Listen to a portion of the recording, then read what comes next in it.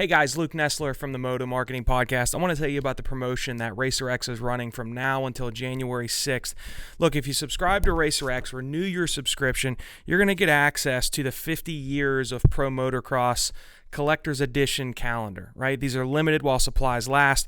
You get a lot with this offer. I want to tell you a little bit about what you do get. So in addition to the calendar, you're going to get 1 year subscription, or obviously, like I said, the renewal. 2021 limited edition celebrating 50 years of Pro Motocross, a $25 Rocky Mountain e-gift card, a digital subscription to RacerX. For a friend, it's an $80 value. It's $30. Look, this calendar is, man, it's super cool. I'm flipping through. I've already seen photos of Doug Henry. We've got Mark Bomber Barnett. Let's see, what do we got in March? My birthday is in March.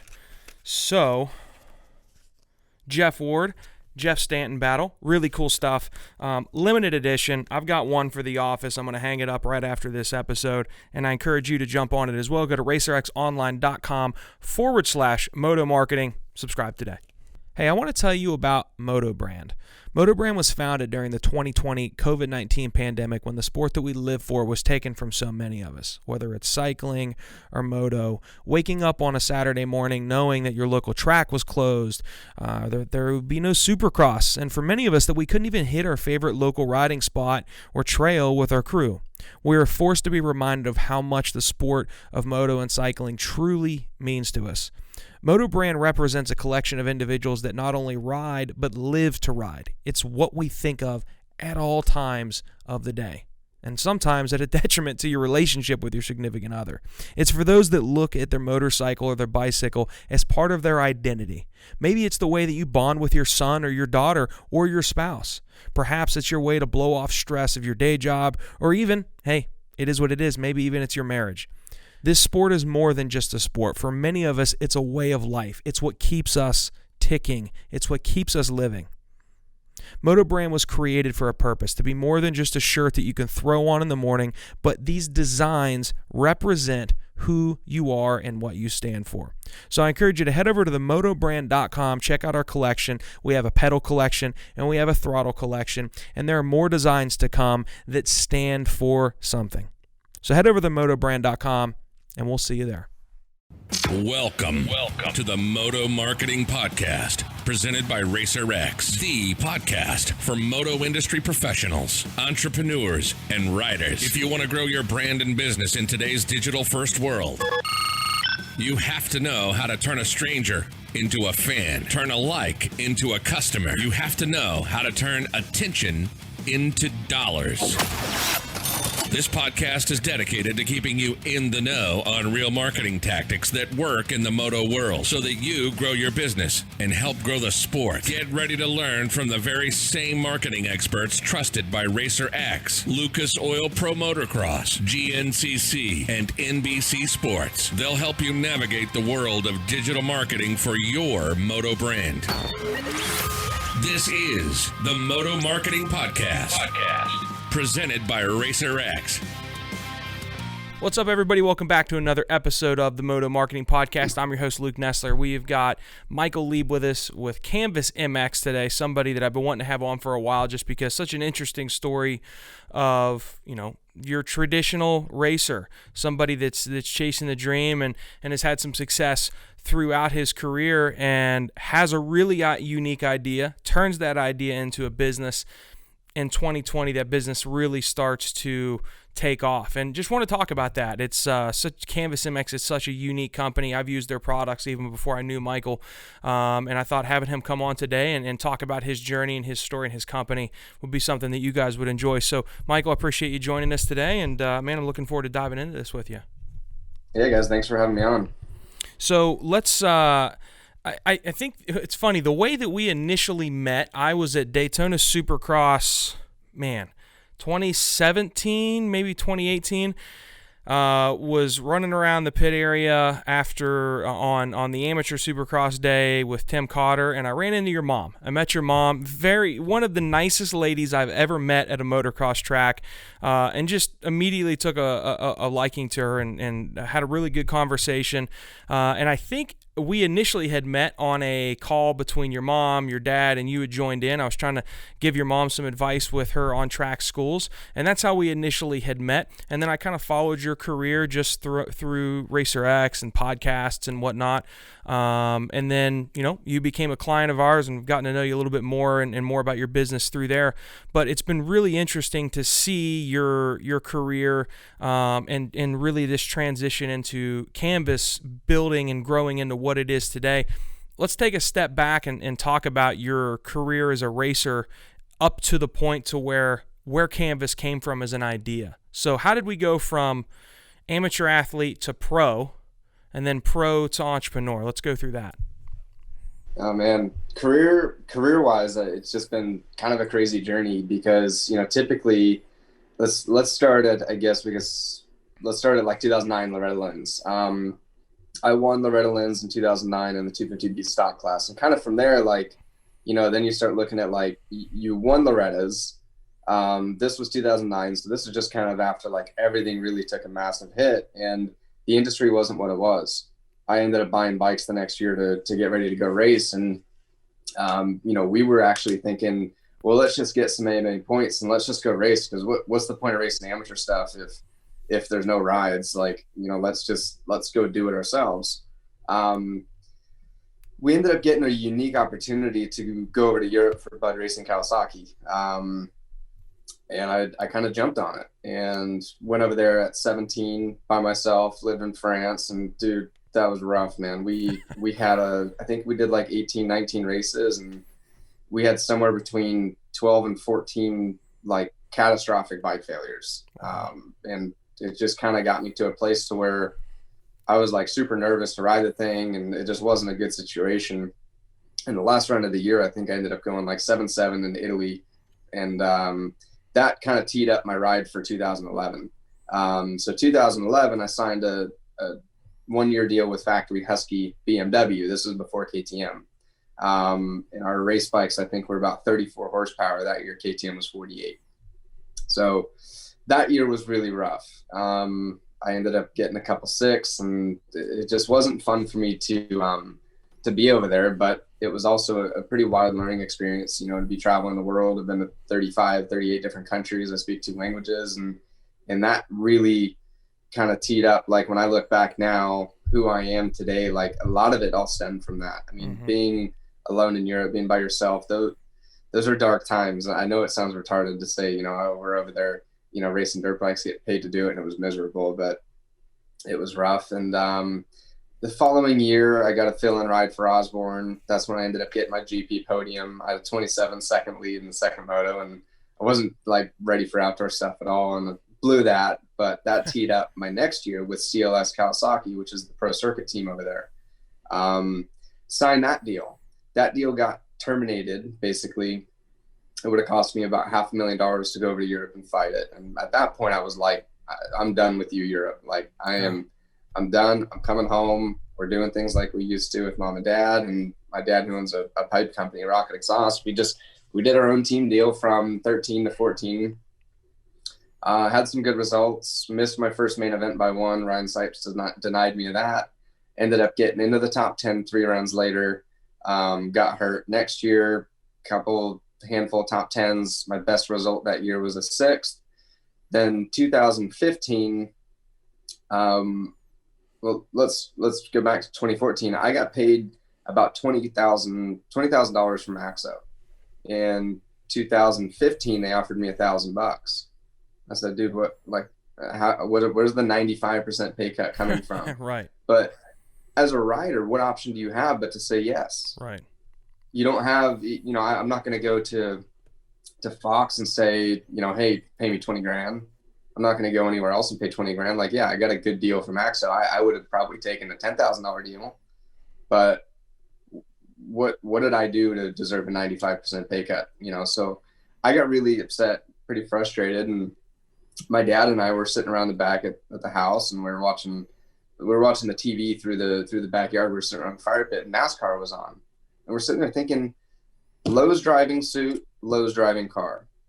M&M driving suit, M&M car. Mm-hmm. Why aren't we doing that? Mm-hmm. Why are we giving gear companies the option to give us no choice but to use their logo as big as they want it on their gear and place things around it. That's actually what kind of started Canvas MX. So, well, we went racing that year with all white gear, and we raised about 30 grand in 3 rounds. And I got hurt really bad in 15 on round 4 in Oakland. Never anticipated on starting a gear company. Then Radical Racing in Argentina ended up contacting me before I went into surgery. I forwarded an email to my mom and I said, hey, when we're back home and settled in, tell me about this. And didn't talk about it for a week. Then that actually stemmed the company from there. So the idea came from literally just being annoyed at a sponsorship situation, and then you and your dad are seeing how NASCAR brands, the body and the suit that the drivers wear. How did you take it from that kind of seed that was planted that night to, what you do logistically can't be easy to get started to where, you're talking custom design. You've got it to where I can design my own thing myself, not knowing anything about design via the software on your site, and then it goes and gets sublimated. Logistically, that has to be really hard. What were the iterations of the company to where, like, okay, it first got started? Was it just you running the stuff? Did you start fulfilling orders on a really small level? What did that look like? So when we first started, my mom and dad have been entrepreneurs my whole life. My mom has had On Track. My dad founded Big Gun, then sold it, then started Rocket. I never paid attention to the business aspect of how they did things. So when I kind of decided to start the company, I didn't know what to do. I didn't, Sure. It was, okay, let's form a corporation. Okay, let's open a bank account. Okay, I'm a privateer. I don't really have 10 or 20, 30, 50, 100 grand to go and buy gear. So how's this going to work? Well, the guys in Argentina ended up fronting me like 60 sets of gear per month or per every 2 months. I forget what it was, but it was all white and all black. There was no customization options. It was just blank gear, no logos, no design, no anything on it, just blank black and white. And we ended up selling that. They loaned it to me. I had like 120-day terms or something like that. And it kind of started to go. Our first project that we ever did was Robbie Madison's gear for the wave ride that he did down in Okay. wherever that was. So yeah. That was our very first project that we did as a company, which was wild. The history that we've built over the last 4 or 5 years is something that we're going to be diving into pretty heavy in 2021. But anyway, it went from that. And then we started doing heat transfer stuff like name and numbers and logos and et cetera. And we started, just charging people per logo. And then I ended up running into Chuck Carruthers at a Toyota Vescondido podcast show. And he had a lot of interest and he knew a lot about website stuff and a lot of things that I wasn't good with. And he ended up coming on board, and we basically taken it from that to a full 3D online designer. We've also transitioned into being 100% made in USA, finding manufacturers in the States, which has been a 3-year nightmare. But we're slowly getting there. So it's just kind of grown into, we'll be a 100% customizable gear company, 100% made in USA with top line products here, or probably by February of 21. Wow. So when did it get real for you from the standpoint of, okay, this is something cool, it's a cool idea, to, it's now a full-on business? Was there a point in time that you remember to where it's like that was the major transition? Was it when Chuck got into the mix with you and you guys both started to work on the project, or when was that specifically? I've had a few of those moments. I had a moment when I started the thing with the blank black and white gear, and gear companies for me, like you've got Fly, Thor, Fox, the major players. That all seems like Chinese to me. It's like I don't understand how they work. I don't understand how I could ever compete with that. I don't understand, a lot of those things. And as I've progressed and as we've grown over the years, it's actually flipping a little bit to say, these guys have really taken a product and a business model and and kind of taking advantage of people in a lot of ways, because what we're doing isn't going to be the most groundbreaking rocket science thing that we've ever done. I mean, I was a racer, didn't know anything about business, didn't know anything about gear, let alone manufacturing. And, 4 or 5 years later, here we are on the brink of something that I'm ridiculously excited about to release in February or March. And, it's just, it progresses, because Yeah. I think as I progress in my business world, and as I progress my business knowledge and understand things better and better and better every day, I see more and more potential for this to be something to where I think we can compete with those guys. Yeah, no doubt. You did something pretty remarkable in 2019 just with your privateer setup and your company, and I want to dive into that when we come back. We're going to take a quick break, talk about some of our supporters. When we come back, we'll talk to Michael about 2019 and then kind of where things are going as we move forward. We'll be right back.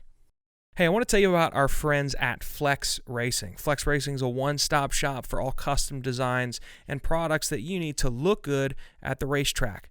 Flex creates some of the most stunning and custom race day materials available today, designing and manufacturing products that help you represent your team and your sponsors. Products like custom pop-up tents, table covers, chairs, umbrellas, bike graphics, bike mats, even gear bags. And I'm telling you, the gear bags, they're sick.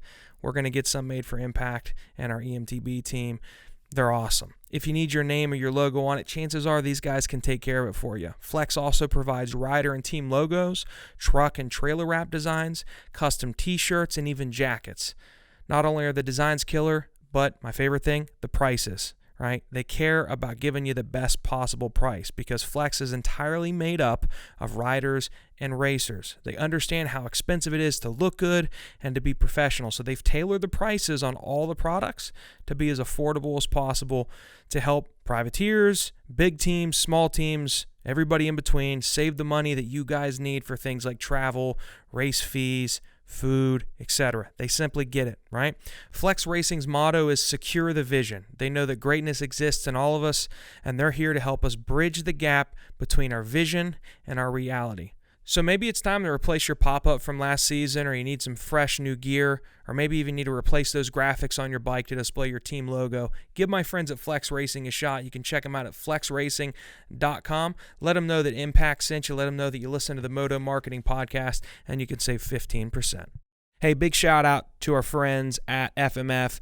Little D and the guys are always doing some pretty exciting things, not just with the performance products, but man, they've got the coolest apparel in the game, and I want to give you guys an opportunity to get that at a little bit of a discount. If you go to FMF and pick up any gear you'd like, hats, shirts, whatever it is, upon checkout, if you enter the code MMP30, MMP30, you can get 30% off. So MMP30 at checkout and get 30% off your order on FMF apparel.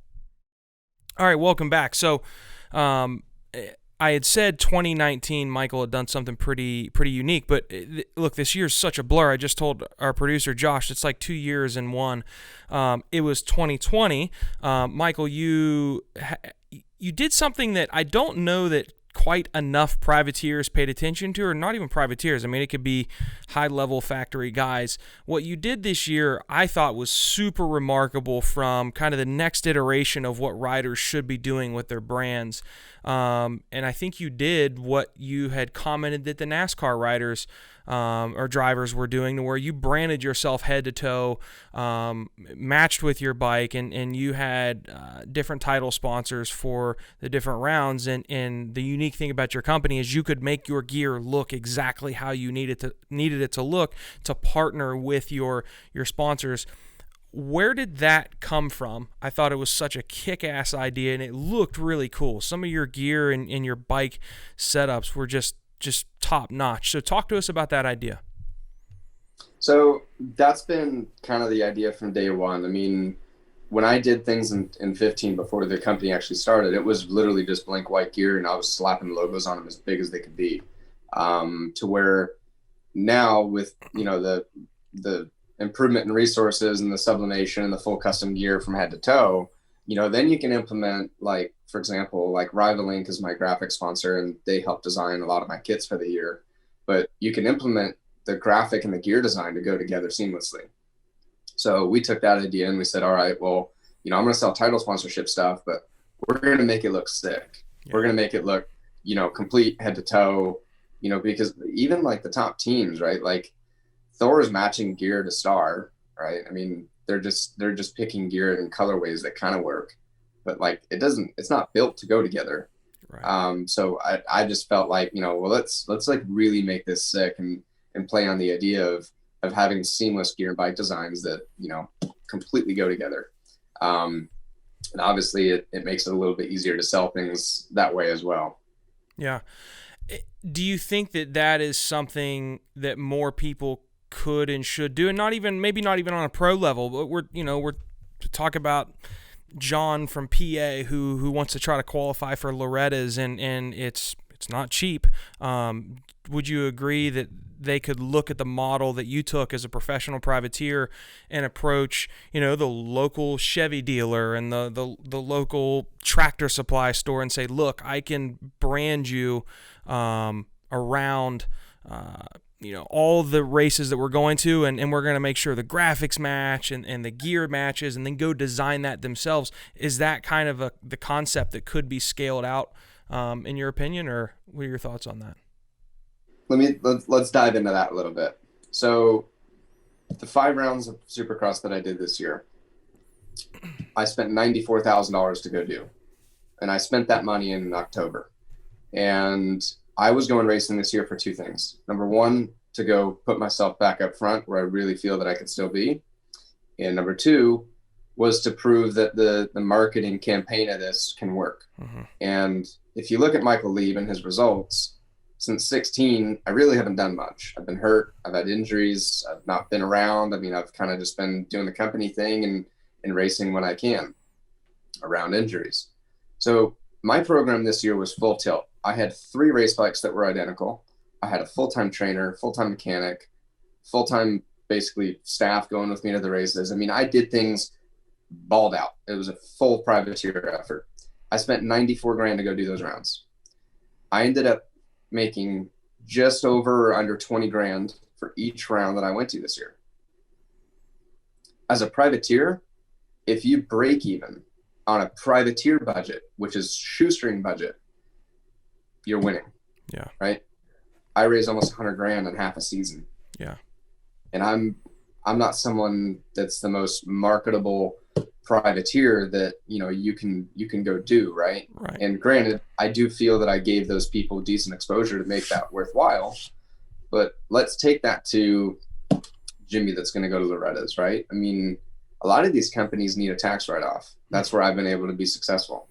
So, if let's say a CBD company has, $20,000 burning a hole in their pocket that they got to spend by the year end, why not market it? Right. So you find these companies and you find different ways to be strategic to get them what they want while you're still giving them, the branding and exposure that they need.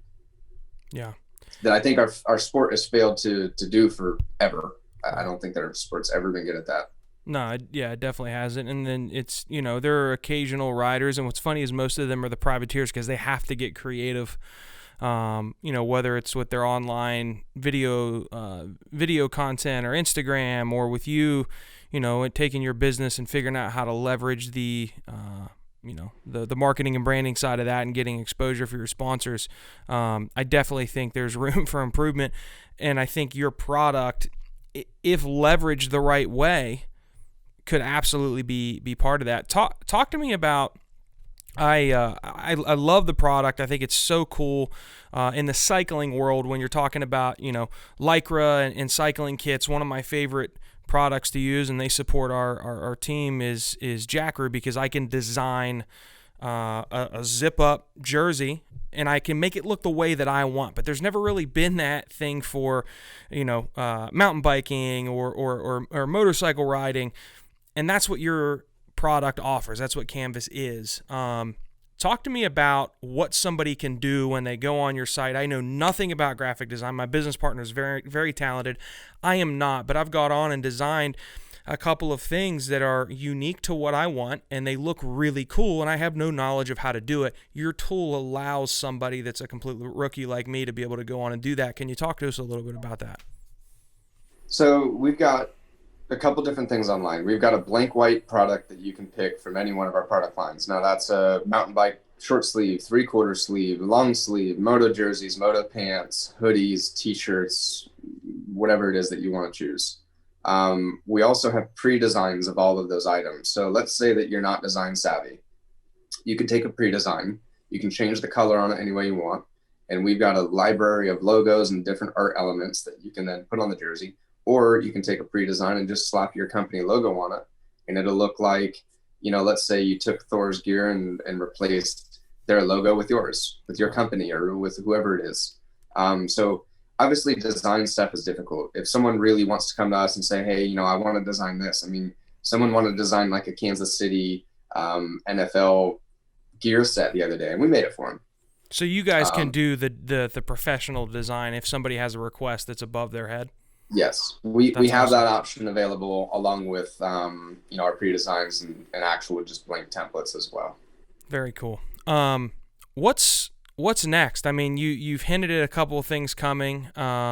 What is there anything that you can mention publicly right now that people can expect? Something that you did recently were the pants. I mean, that wasn't available a couple years ago. Now I believe you can design head to toe the kit that you want, correct?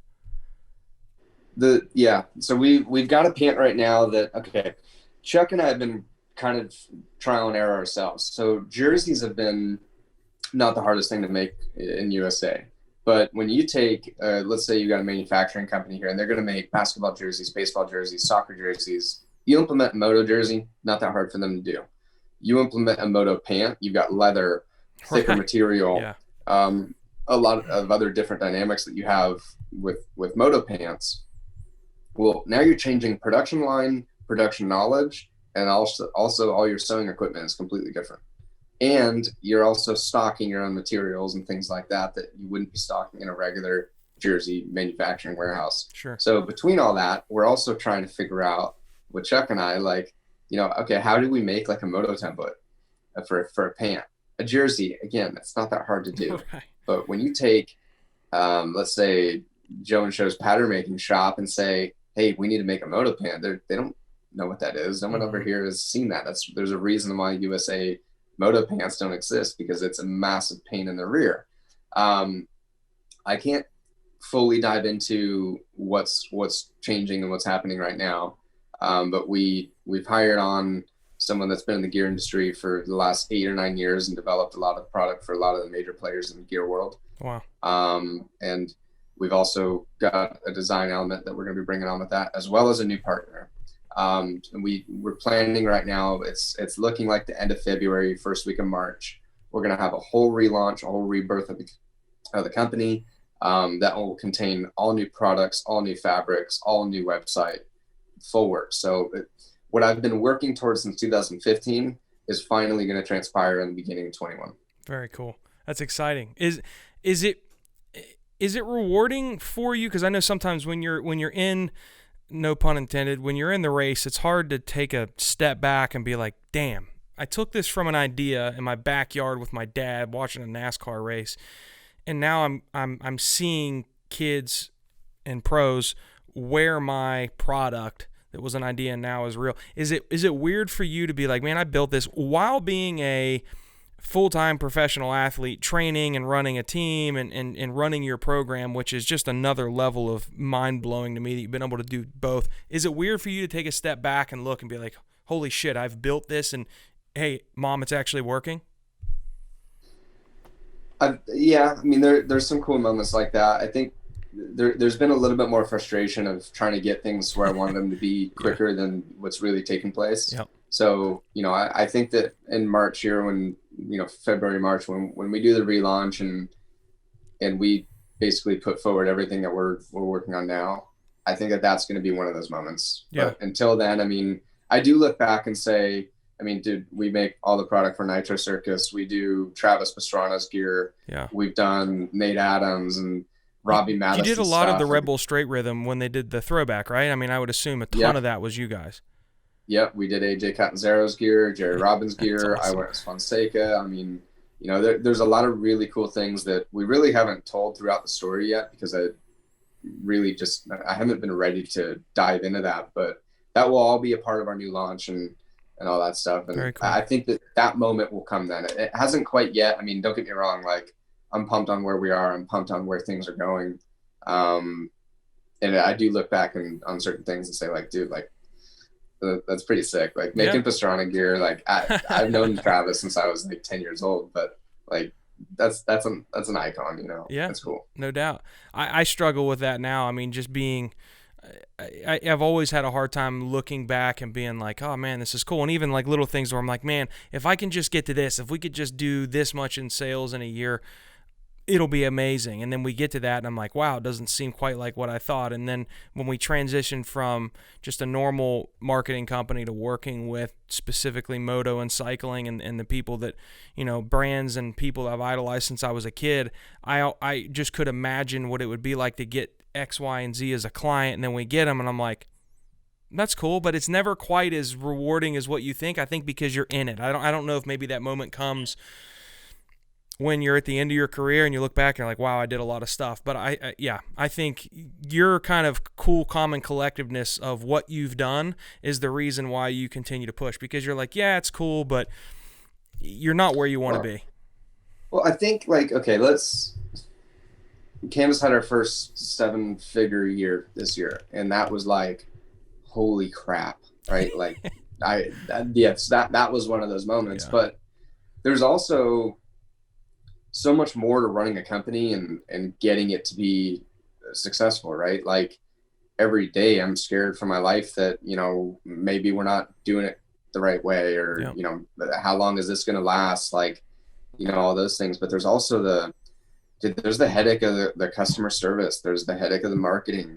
There's a lot of not fun parts about running a company that, you know, I think that if you were just to say, hey, this company's going to run 7 figures this year and it was that easy, dude, like, all day long, blown away, mind blown, all that stuff. But when you're in it and you're living it, and there's all the headaches that you go through, the manufacturing, the shipping, I mean, there's just a lot of it that I guess sucks some of the fun out of it, but that's why people do and don't do it. Right. Exactly. That's why companies succeed and fail. And if it was easy, everyone would be doing it, you know? So I think that I get a little bit of it maybe from that. Yep. But I think on the relaunch here, I'll probably have one of those moments where I'm just like, no doubt. Wow. Yeah. Man, what you've built is super cool. And what you've built with your career, simultaneously building a successful entrepreneurial career is super impressive. And I'm appreciative to have you as a client and be working with you and be in on some of the stuff that you guys are working on, and just being able to see what you've done and what, you know, what's coming around the bend is obviously exciting and is going to be exciting for everybody. So, man, once the big news happens and it's all come to fruition, I think it would be cool to have you come back on and talk about what's going on, and maybe talk about that process of everything that has happened in between and what it took to get to where it's at that point. And if it's something you're interested in, we'll definitely make that happen. And we're going to have to design some 2021 impact kits to hang on the wall. I think it would be a cool addition to the studio. So, and we'll get you to sign it. A lot of cool things. Like, I was just looking at like the old Bradshaw jersey and some other stuff that we've got hanging up. Like, dude, we have so many requests for like old throwback stuff and and all that. Like, it is pretty cool. And going back to like the impact media side, I don't know marketing. I don't know Google AdWords and Facebook and Instagram. Like, Chuck knows that quite a bit, but like, it's really cool to have impact kind of a part of the program and take that stress off of us, and us just see results on the back end and sales. I mean, that's one of the stresses that I was kind of referring to earlier, is like, dude, like, you throw the internet section in there, and you got the coding and all the AdWords and all the other ad stuff. And it's been a big relief for Chuck and I to have impact a part of our program and helping us with the advertising stuff, because it's something that's like, it's unknown to me, but Well, that's awesome, man. We appreciate it, and it's been fun working with you and seeing everything you guys are doing. So, where can for anybody that may have been living under a rock and hasn't visited your site just to see what's possible, where can they find more about Canvas at? So Instagram is canvas_mx, website's canvasmx.com, our email's info@canvasmx.com. Any questions, you guys don't understand something or want to maybe do something that you're not seeing online, just feel free to reach out to us. Let us know how we can help you achieve something different. Cool. Absolutely, man. Hey, I appreciate you joining us today. Perfect. Thanks, guys.